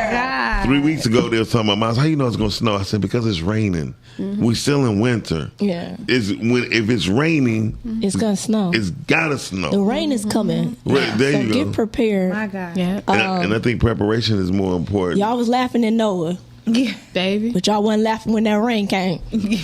But was it a rain or was it a flood? I learned one of my greatest lessons from the movie Noah, right? Because he was a person. There was a dictator whipping people to build stuff, right? Telling, come on. Noah's sons and all that stuff was building, right? And he was directing, but when they got weak and the plank, that big wooden plank fell, he ran right up in front and picked it up himself with his people and started building with them. You know what I mean? And I learned that you don't have to be a dictator to be a leader. No, that's the day I learned leadership, just by watching that movie. And that's the day I understood leadership. Okay. Because a dictator sit back and just tell people what to do instead of getting their hands dirty. Instead of getting their hands dirty, I'm gonna show you how to do it. Yeah, that's a real leader to me. I'm gonna show you how to do it because I don't want you to fail. Exactly. And so let me teach you. I'm gonna show you a couple times, and then I want you to do it yourself. And then that's what I think is wrong with most people in business and in our great Martin. I'm gonna say life. In our great Martin Luther Kings and Malcolm X's, because people knew things about them, right? And they held it against them when change came. You feel me? And when change comes, there's nothing wrong with change. No matter what he did or X did, they done it, but it's past and they moving forward, right? So the growth came in. So now their leadership is standing up. You know what I mean? And so people don't understand. Well, but I remember when he did this. I tell people, never mind what I used to do. Who am I now? It's like they say all the time. People want to hold you in a place and space that you've moved from. I don't live there no more. I'm so sick of it. I did what I did with the information that I had at that point. I have now moved on. I have now grew. I'm no longer there anymore. Right. You can't judge me based on that. And you can't hold me there. People want to take you there and hold you. I've realized that a lot of people have not grown up, and that's why they keep trying to bring you back to where you may or may not have hurt them. Remember what we used to do?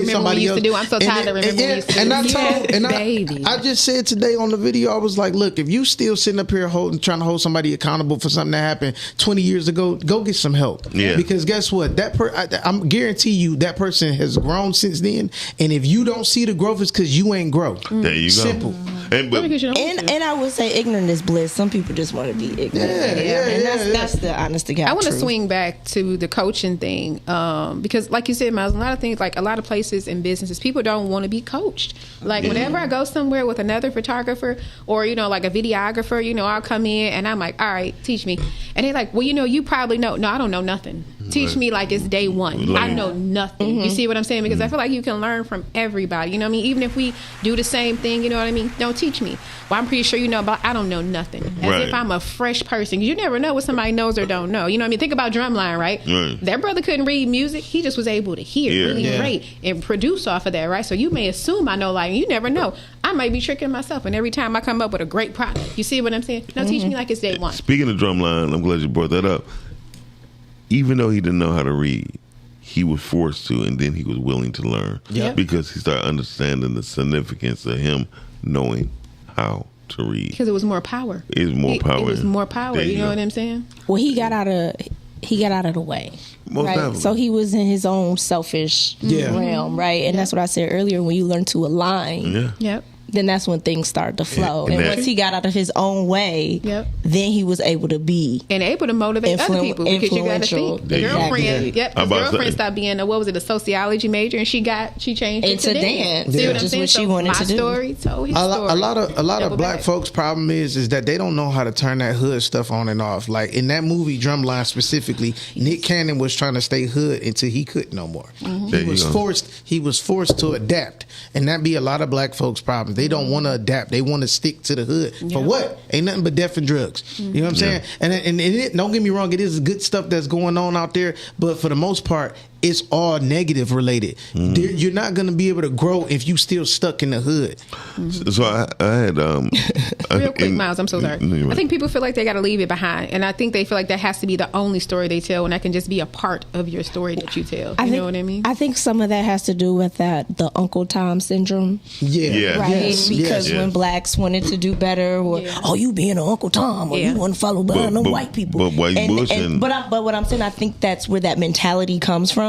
Because as you want to better yourself, that instantly is coming like, oh, you think you're better. Oh, you forgot you came from this. So it's like, I want better.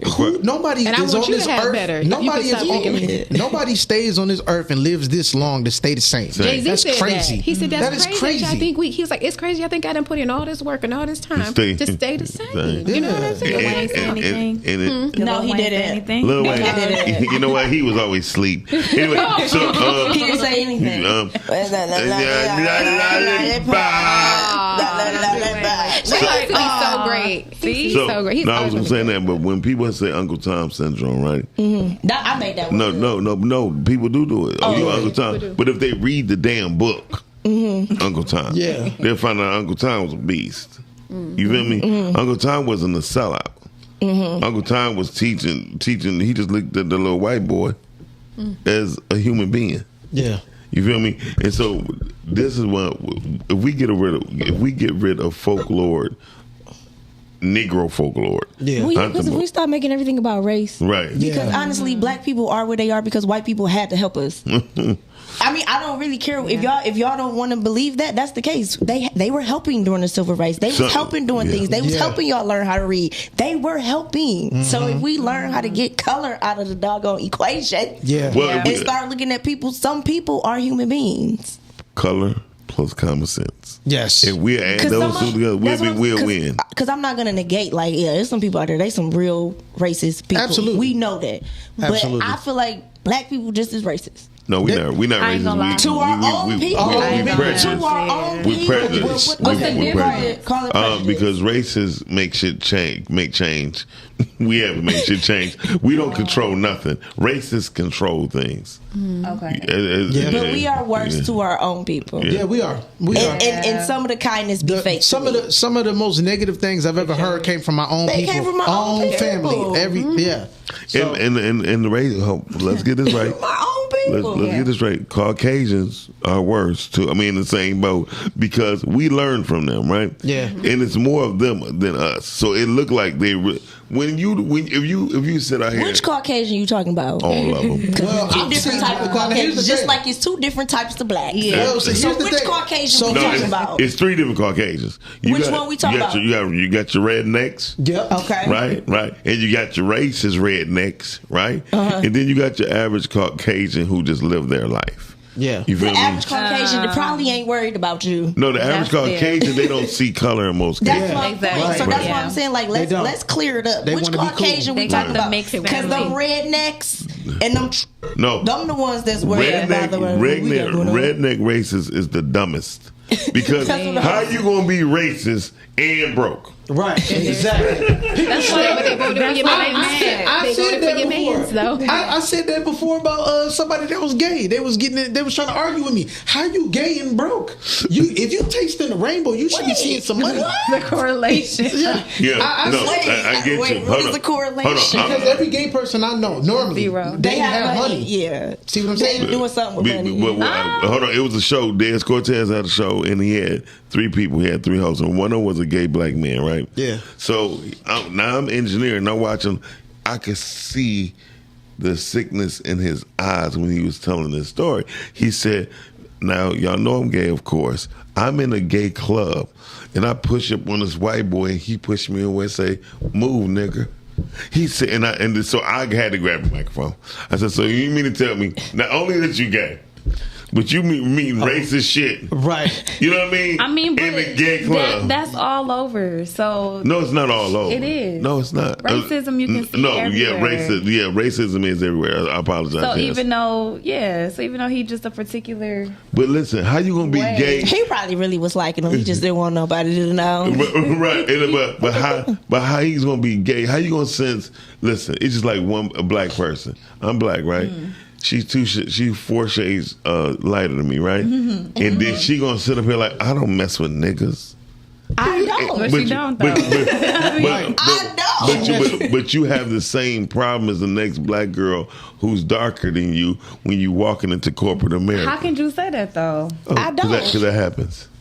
I ain't talking about niggas. I'm talking about black people, Brittany. Let's be clear. Black. You said niggas. There's a difference. No matter what. Now, if you say black, okay, we got the same problem. So I can't say that. Others look at us as all the N-word. No, they don't. Yes, they do. No, they do not. They do. I mean, Miles, how you gonna tell me? I don't look, man. No, they don't. White people don't view me like they view everybody else. No, I'm talking about that because they personally get to know you off of sight. I'm just talking about strictly off of sight. They all look at us the same. I'm gonna be honest, because where I'm at, okay, I ain't talking about where you at. They don't even Brittany, see me. Brittany, I ain't talking about where you at. I'm not talking about where you at. I'm speaking of in life. If you really pay attention, like honestly, as a black person, if you really pay attention and go places, white people really not checking for you like that. And it goes down to how you carry yourself. It's how you. It goes down to how you carry yourself. If you in a restaurant with a do-rag, of course you about to get looked at like a typical. But we gonna look at somebody like that. If somebody walk in our place like that, we looking at them like. But even for me, if I see a white boy that come in looking like a certain way, I'm instantly looking at him like that. Yeah. So for me, I don't care. Well, I'll give you a better example. There's 3 people was in the coffee shop the other day, and they was talking about how they were treated as vendors, and they're the only black vendor. Yes, the white people, the Caucasians will walk past their table. I mean, look at their table, but never buy things. And on the other side of the hallway, everybody buying the same item at multitudes, right? And I've learned this and I learned this to be true. When I had my coffee shop on Kirkwood Van Dyke, the minute they said, who's the barista tier? The motherfucker making the coffee. Barista. Yeah, the barista.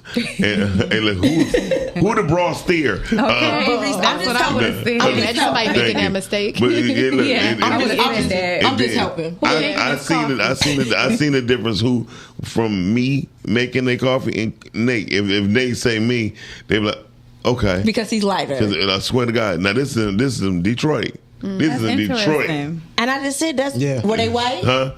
Yes. Oh, Van Dyke and Kirkwood? Yeah. This was a while ago. No, it's even more nice in Indian Village. So there's a lot of white folks in Indian Village. Rhea said we not niggas. Colorful people over there. Rhea, niggas is not a color; it's more of a behavior. And that's the difference. That's what I'm because you got white ones, you got black ones, you got Indians, you got Chinese. White folks was the first niggas. Anybody could be a nigga, Rhea. Anybody could be a nigga. But don't say it to me. Right. If you ain't black, you better not call me one. Oh, but see that right there, just that right there makes me understand furthermore. You know what the fuck I was talking about. Don't call me one. I know I'm not one though, but don't you call me one. So, but what I'm saying is a lot of that is conditioning. Yeah, right. Because a lot, like I said, sometimes they not even really checking for us, and sometimes we're not even checking for them. And I'm gonna be honest, because I remember I was at the hospital, and I was just sitting down, people watching, and I was watching how like white girls really don't be looking at the black girls like that, and the black girls really don't be looking at the white girls like we look at other black girls, and they look at other white girls, and it was just interesting because I was just watching people, and it's like they see you, but then they don't really see you, and it's the same for us. Like we see you, but we really don't see you. I'm not gonna lie. When I see them, I swear to God, it's just in my blood. In my blood, I sense that they see hate all the time. And it's just natural. You right? said you think that you sense that they see hate? And I see hate. Excuse me. Oh, okay. I have a particular core dislike. Like, oh, okay. And that's because of your experience. That's because of my experience. Mm-hmm. That's because of history. Mm-hmm. It's like anytime you can watch a Facebook scroll, looking at scrolling, and you see all these people who none of us never heard of. Mm-hmm. And it was deliberately hidden. It's like it's a lot of greatness around us 100% of the day. Yeah. Right? Mm-hmm. And we don't benefit from it. Mm-hmm. I never met a black elevator repair company. I never in my life met a carpet treadmill, a carpet mill. I never met none of these people from the greatness of us. Mm-hmm. And when I see, you have to get outside more. I mean, shut up. You ain't never met no carpet miller. No, a carpet miller, a person who actually makes the carpet. Oh, just the cleaner. Hey, hold on. What you say? Just the cleaner. Exactly. I haven't seen anybody make the coffins either. Where are the coffins made? Oh, but where are the coffins made, people? Somebody tell me. But this started with something that we did. I'm so interested because I said, where do they sell the coffins? I never thought about it. I always wanted to know. Like, it was a place on sell. You mean sell them or make them? Where do they make them? Where do they sell them? Like, some people be custom. When you go to the funeral home, they be custom. Where are the coffins coming from? No, but there was a place on 7 Mile Evergreen. It was called Detroit Coffin Place. Okay. Right? I'm just interested. And then they shut down because guess what? Once we start thinking that our shit came off of 7 Mile, dog, we stopped going. And they were supplying 50% of the funeral homes. But I'm upset with the funeral homes. But it's the difference. Let me tell you why I'm upset with these funeral homes. Because y'all ain't did nothing to the building. I think they're a damn lie. Now that's the truth. Now let me say this though. Did you all know that you can get coffins off of Sam's Club? Yeah. Really? And for the yes, my uncle had membership card. My uncle passed 3 years ago, and we were just trying to see something for him, and they had some dog coffins. Yes, a coffin. See, I want to know. I want to know. And they like anywhere between $250 to $400 cheaper than funeral. Oh no, it's a couple of them up in there $1,000. No, I would say, so how much is it was really nice. Where they sending it to? I mean, the funeral home. To the funeral. You send it to my house. You send it to my house. No, ma'am. So they can get the real nice coffins. Yeah, they be having the little This is why I like children, right? Because children get to use their imagination, and they ask questions, and you be like, I didn't think about that. I didn't. Because they want to know. And they're taking that from the kids now with these iPads and these little tablets. We're not letting our kids have their imagination so that they can dream and see outside. And guess what? Yeah. You know what? I want to know what kid that is because my baby be whining me to death. Mommy, what about this? Mommy, how about this? You know what? I got an idea. I'm like, what's that? And it's usually a bargain. Let me just say something. My daughter is 8, and this girl she's had negotiation skills since she was 6. Do you hear me? Sounds like a lawyer to me. Yeah, okay. And a couple of other things. Hey, mommy, listen. So I was just thinking, if I went ahead and did my homework, can I stay up and watch 3 more minutes of TV and maybe have 1 gummy? Like, I like that though. That's realistic, ma'am. And it's tangible.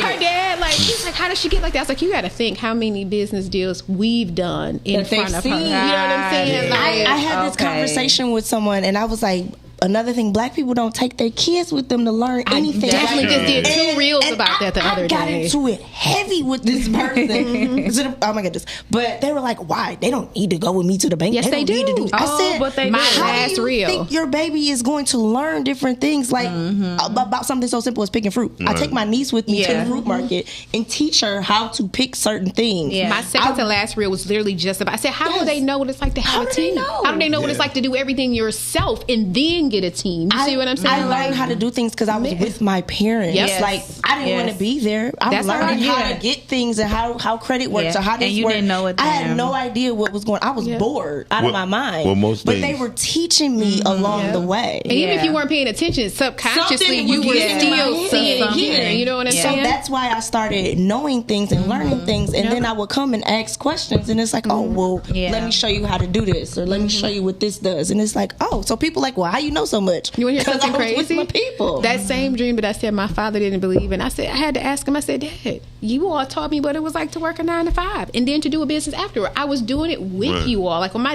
mom didn't want to work anymore, my father was like, okay, cool, quit.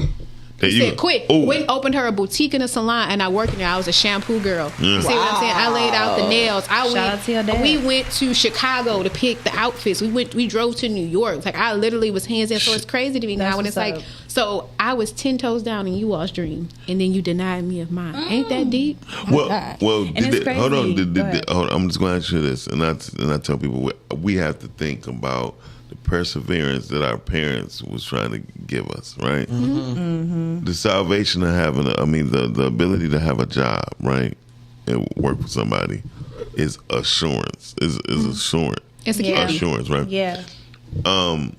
Now, being an entrepreneur, everybody don't have the guts to do that shit. No, they don't. Right? No, because it's ghetto. It's ghetto. Hold on. So what I was saying Takes is, a little bit. I learned this from my mentor. He said, Miles, because I came to him one day because I was like, Pops, this ain't working for me. The internet changing, Facebook. Now people not ordering 5,000 flyers. You know what I mean? They don't need tickets no more. They got ticket online stuff. You know what I mean? He said, so you either grab a shovel because shit is about to get thick and tighten up your boots, right? And I was said like, just like that. Because and he don't cuss. So he said and you have to have direction and focus on when you're doing it, because when you shoveling shit, other shit it comes right back down, right? So he said you have to have focus and you have to do it quickly, right? And what he made sense to me was when he said, if you want to quit, that's on you. He said, but his wife one day he had got ripped off by somebody who ordered over $300,000 worth of stuff, and he got ripped off. They can't find the people, nothing. And he said, I might have to close my business. And then he was like, my wife, and he said, because we were about to have a meeting, so I had to come back. He said, man, my wife just gave me the biggest gift in the world. And he said, he said, a sense of confidence and love and support. She said, you ain't gonna close your business. How much we got in our savings? Oh, Mary had a little lamb. No. A couple of sheep. She said, how much we got in our savings? He said it was X amount. She said, use that and forget about what just happened. With the business. And he kept his business going. And Shout out to Amazing Spouses. Most definitely. And he said, but he wound up making over $3.5 to $4 million a year after that. That's fire. Sometimes you have, but again, having a team, a good spouse, yes, it matters. But their communication skills is excellent. So you gotta talk. She understood the mission. Yep, and you know what I mean. For sure. And so I'm going to say that you cannot, if you're an entrepreneur, you gotta have the stomach for it, and you have to focus on what you're doing. You can't serve two masters. Yep. No, you can't. You'll love one and you'll hate the other. And that's what happens. So that's what that taught me. It taught me you can't serve two masters. Either you give what God gave you, or you just got to settle for what's coming.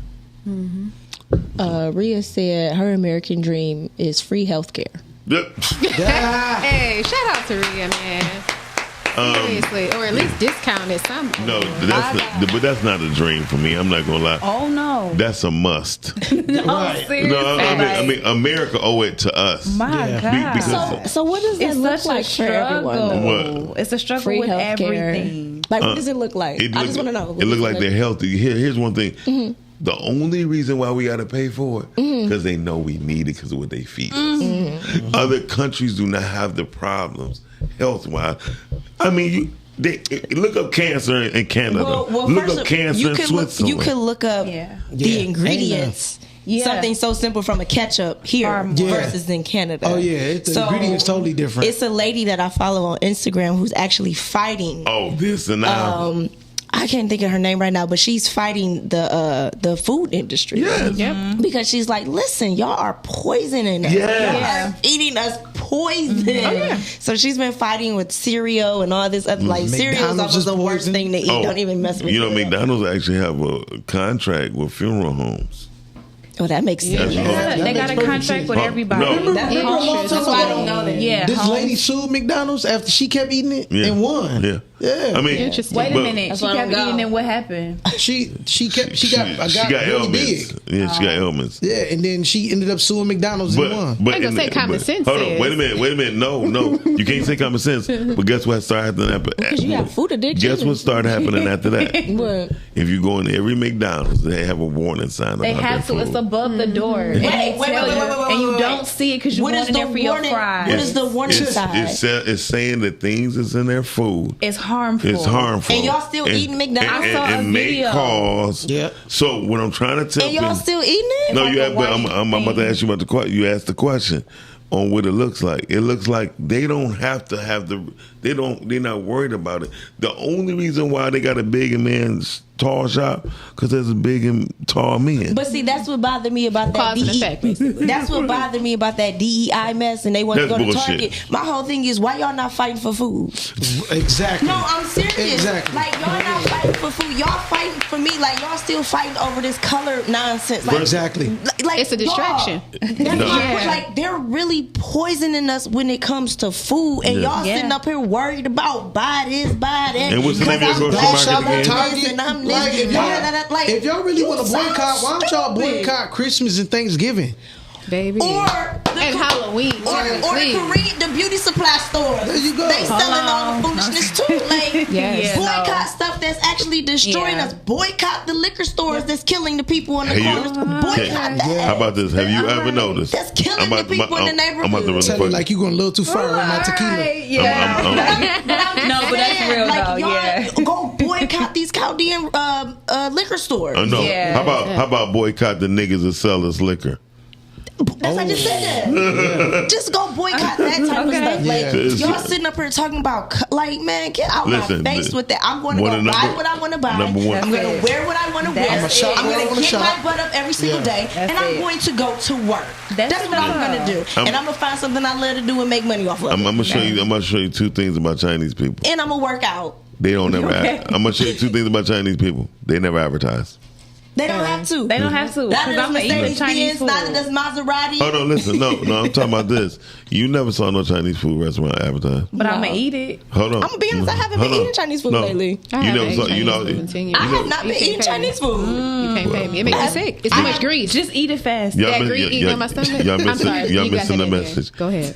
You never saw a beauty supply advertised. No. Girl, you ain't seen that beauty supply. What, Sally's? No, and Sally's racist. No, they don't like us. Sally's is not us. No. If you ever see them on social media. No, that's us being stupid watching. That's all that is. So that's not advertising. Deals? No, but listen, I'm just trying to explain to you. But the same deals that they show is not deals because the same deal you get when you walk in that bitch. You know what I mean? Okay. So what I'm trying to show you is that they focus on shit that we know that they know we fall for. Yeah, absolutely. And guess what? Yeah. You never saw nobody. I never seen nobody take no Chinese, no food back unless it was the wrong order. True. Right. I never saw nobody tell me take. not to shop at Target because I'm at Target. Right. Yeah. Well, for anybody who want to take away Target growth spurt or whatever their business, do it across the board. That's my point. Like, do it across the board. If you're gonna be consistent across the board. Don't be consistent because somebody told you don't shop at Target. Yeah, exactly. Come on, I don't want to hear that. Minister Farrakhan told us this years ago. Stop shopping where your oppressors are.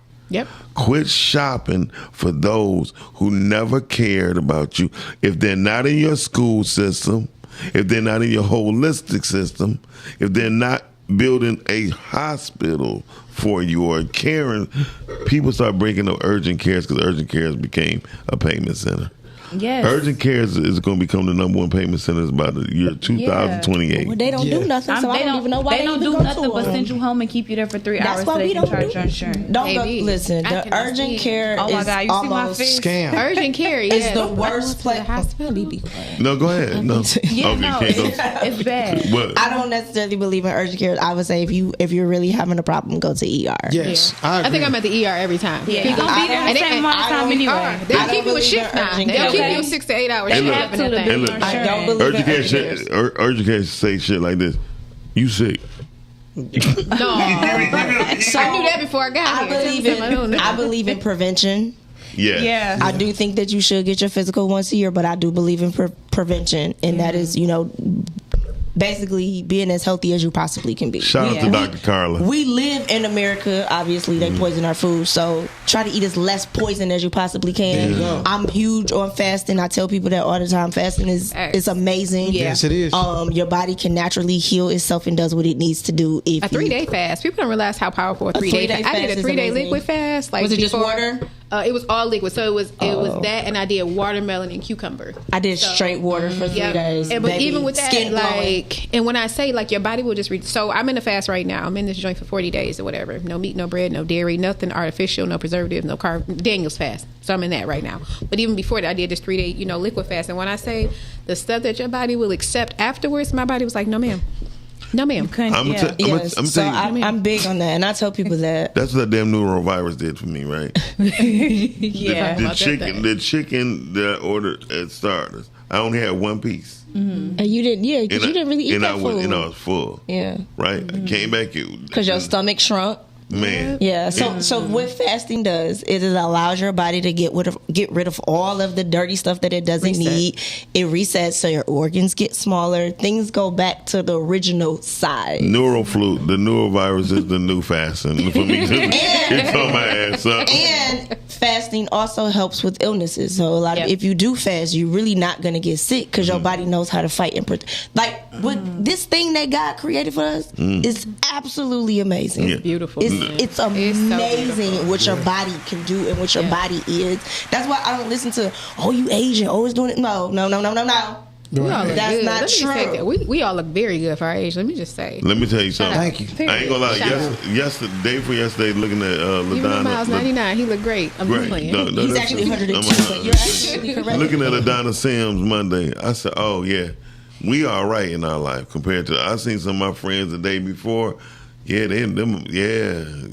I thought I was older, but these niggas they 68 and they my age. I'm serious. It's the younger people that's grayed out. Having a hard Well, you life. wanna know why? Because these younger people, they're vaping, they smoking, they popping these pills, they drinking, they partying, they doing all this excessive these makeup, young all this women. excessive weave. They doing all this damage to themselves now at an early age. So by the time they get a certain age, baby, they gonna be. I sat next to a girl that I thought was 41 the other day. Baby girl was 26. I'm like, and she got to get to 41. You see So what can I'm you saying? imagine? No, you see my I was eyebrows? like, these new drugs She y'all taking gotta- is unattractive. She got to finish the 20s, then go through the 30s to get to 41. Have to go through a little bit. Ty, you just made me realize something. When you talking about music and stuff, I just realized the reason why they want to call black people old school because they don't want the younger people to go back to those words. There's a lot of They want to keep the division. There's a lot of division when it comes down to music,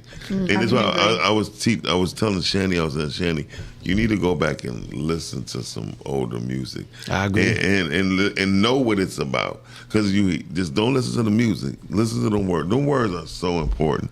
Like that song Marvin Gaye, make me wanna. I was just about to say, the way they do my life. And he ain't say the way I do. Make me wanna holler. Yeah. The way they do my That life. shit real, bro. Man, And what? Even Run DMC. When he It's said- like that, and that's the way it. That shit When so he talking real. about the money, before What? we see it, they take can't- it. Oh, maybe wanna. We listen, we play. I mean, listen, when I tell you the reason why they keep us in the dark. And I wish when Jay-Z had the opportunity to talk about older music, but he did say something. He said, "If I was old Blue Eyes himself, would you ask me the same Don't question?" you say it like that. Just say it regularly. Because we don't understand what you just said. Say it regularly. He was. Barbara Walters said, "Don't you think it's a young guy's sport? I mean, why? I mean, you're 40. I mean, and they always want to bring age on us because they age way faster than us. Yeah, they look shaky. But listen, they look their age. Don't be honest, Todd. No, but it wasn't because they look old. That's why he asked if I was old Blue Eyes himself, Frank Sinatra, would you have asked me the same? Because what was Frank Sinatra doing? Still on that 86. stage doing that. But no, I know white people that got like I got at least 15 years on them, maybe more, and they look like they supposed to be my age. So they age horribly. Yeah, every time I meet black people and they say something, I mean not black people, white people, they say something, I say, you know what they say, right? What they say? Black don't crack. Yeah. And they just laugh and they be like, that is true. Yep. That is true. I'm like, they know. Yeah, they know. Like I told you, when one girl asked me something, she's African American. I said black. She was okay. Yeah. Let's just call a spade a spade. This guy made this video the other day, and he said, "I'm not black." And he said, "I'm brown." And he did a whole video. He said, "This is black." You see what I'm saying? He's like, "And this is brown." He said, "Since the age you've been this." It was the way he broke it down. But it was a man. It was a man like 30 years ago wanted to get us to stop saying black. Right. I remember. Well, I think about the colors of the rainbow. Right. No, well, he was looking at it from. You know, there's black out of it. No, but I'm saying if you mix all of the colors, you get black, right? And that's how I've always looked at us. We're a little bit of everything. Yeah. That's why we are what we are. But how he broke it down was how important the color olive is. We are all olive color. Olives, when you look at the shades of the different olives, they go from being lighter to being black. That is true. Yeah. So when he broke it down, he said we need to be calling ourselves, the color need to be olive. Yeah. He said if you notice, the most important when you look at a dove, have the olive stem, the olive branch in his mouth. He broke that shit down, and I was like, I never looked at it like that. We never do, right? Because we're not reading and researching. When you look at a black olive, it still got some brown in it. Most definitely. So I mean, Well, listen, I'm brown. I thought I was black. There you go. And even how about this? Even the olive got some red in it, which means that it's some of this side of the hand on there. But the funny thing is, they'll be okay with us admitting that it's a piece of them inside of us, but they don't want to admit that it's a lot of us inside of them. Oh, most definitely. Yeah. No, especially, what I'm saying? Especially when you went to college. Yeah. Listen. No, but I mean, every white person, period, has 1% of black in them. No, not 1%. Not 1%. It's more than you see that but... Chinese dude who went on the rant of learning what his lineage was about being Chinese. You told us about that. And then he really found out that he is 100% sure that his descendants come from Africa. Yeah. He is 100%. I've seen one of the... He's probably one of the more. After him, I saw like some stupid ignorant white people saying, "Oh, I got this percent of black in me, so I can say nigga." No. Yeah. Get your ass exactly. That's just the ignorant. See, that's when you go ahead and take somebody down to the Chattahoochee River in Willacoochee, Georgia, real quick. Stop playing. Hold on, wait a minute. You said two sexual things in one sentence. Say that one more time. Absolutely didn't. What did you say? She said Chattanooga. Chattahoochee. See? Chattahoochee River down in Willacoochee, Georgia. See? That's what she said to me. Have you ever asked Google to say Willacoochee? I'm sorry, it's completely off subject. Hold on, wait a minute. When I find out that's a real place? It is. Yeah, it is. Ask Siri. And when she says isn't it like in Mississippi? Here we go, autism. Is it in Mississippi? Georgia? It's somewhere down south. Yeah, I think it is actually Georgia. And so anybody who think I do not be teasing people with autism, I think all of us are autistic in our own I think form. you just by yourself. I really do. I really do. It's different spectrums. Hey, yo, we about to get out of here. He got the whole one by himself. We about to get out of here. It's going to be a long day today. I just want everybody to know that tomorrow's 313 Day. Right. Absolutely. And Broad Day is dropping tomorrow on TV, and then shortly on that it will be on spell TV for us. TVEI TV. And it's an app that it is an app. You can download the app in your Apple Store or whatever that Android Fire thing is. Stick. Yeah, you can download it anywhere. And TVEI, it is dropping tomorrow. Broad Day, 313 Day. Shout out to the new Apple laptops that just dropped out too. Yeah. Oh, yeah. I gotta get one. Yeah. I gotta get one. So yeah, I'm excited about that. I just had to put that out there, and we do have a trailer. Yes, we do. Oh, you got a trailer? We do have a Let's go trailer. out Well, with it. we got my portion of it. Okay, well, let's go. And you got the other portion. I sent you 2 I was portions saying, of but it. that's the next Yeah, in other words, you don't have that one. We'll play But- that one tomorrow. Yeah, but it's Okay. okay. I do got that one. Shout out to 313 Day. 313 Day is going to be a lot of gonna be great lit. things 313 going Day. on I'm gonna be at the tomorrow. Pistons game. It's gonna be dicey. See, they better win too. I There's want a lot of stuff to. happening. Yeah, what's They tomorrow? lose on 313 Day, man. Now I want to do Shit, tomorrow. they've been performing losing for there. 18 years on 313. They ain't never won on But 313. tomorrow's supposed to be dope. I think it's going to be like in the 60s too, Oh, yeah, if I'm now not I wanna do mistaken. 71. So it's going to Let us 71? pray. Is it Let 71? us pray, Lord. I thought it was going to be like 62. Hey, look, hey, you know when it get hot, it really get hot I'm outside. excited. Somebody's like, you don't want to hang outside that? That's No. like, no, it's the first day. I was like, it's the first day. I'm going I to sit in gotta- the house. I I'll gotta- go back. I'll come out on the third day of it being hot. I- pace myself. Hey, the first Facts. warm day it started, there was a big fight. So anyway, Well, that was the day we were there. Yeah. And I got up out that bad boy. Interesting. You gotta know when they get up out of It there. was a lot going on. Shanny guys. seen the brewing. She It said was she got a out of lot. there. I went out the side door. Wow. I know my exit. You like me. We gotta It find was, out where they it was at. so much going on. I with didn't even know where the way starters. to ship Yeah. it. And I was just like, Mhm. It was too many people it just was too many moving people and that was talking. moving. So I was it wasn't, watching. but it wasn't no fight. No, it was. Oh, I really? left, Okay. I She left left before I that. left. Okay. And she I always left. know when to leave. I never saw the fights. Yeah. All I saw was people voice elevated. I said, okay, It's that's a wrap. it. Like a I gotta wrap. go. Listen, More than likely it was over a girl. I am the No, type of You know a when girl when swung the- first. when a drink start going, the girl you just started really fighting. have to Oh, be no, it was a careful. girl. I think she hit a dude. Listen, That's what I said. When the drink start flowing, I'm the type of just- person yeah. that reads the room very well. Yeah. And I leave 20 minutes before I know what's about to happen. Yeah. I told them, see y'all. Yeah. Brittany was out there. All right, y'all. Thank y'all for watching the Rise and Grind Morning Show. Todd, tell them where they can find you at. You can find me right here, and right after this, it's Right Talks here. with Todd. Right. right here, 12:45 today, not 1 o'clock. We're going a little early, and Pod Talk at 5. Yep. And 5:30, and also Respectfully Speaking at 7. Okay. All day. Man. all day Talks today. to Todd. He here all day. He Yeah. here all Baby. day. There go the American Dream right there. Todd was like, that's you know a what? vibe. I feel like we just go home and just go. I will go remote if I have to. Yeah, that's what's up. He here Candace, all where can day. they find you at on social media? You all can find me at Photography by Candace Page on Instagram or Candace Page Photography on Spell Facebook. page because people kind of slow. Yes, it's Page without the I, just like turning the page. P-A-G-E. Okay. Okay. That's what's up. Thank you, Shandy, on the ones and twos, bringing us to you appreciate you. on the Rise and Grind Morning Show. This was a great show, y'all. Yes. Listen, we The was American dream is us. as these the YNs say, we were in our bag today. Yeah. Oh, yeah. I like that. I like that. All right, then, y'all. We are out. Peace. We in our Bye, guys. Bye.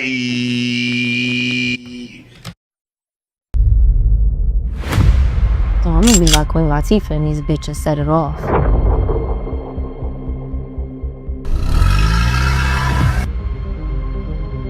I ain't risking my life for no $2,000. We got $1 million in the hood. Somebody gonna fuck around and rob that motherfucker. You see a bitch, then smack a bitch.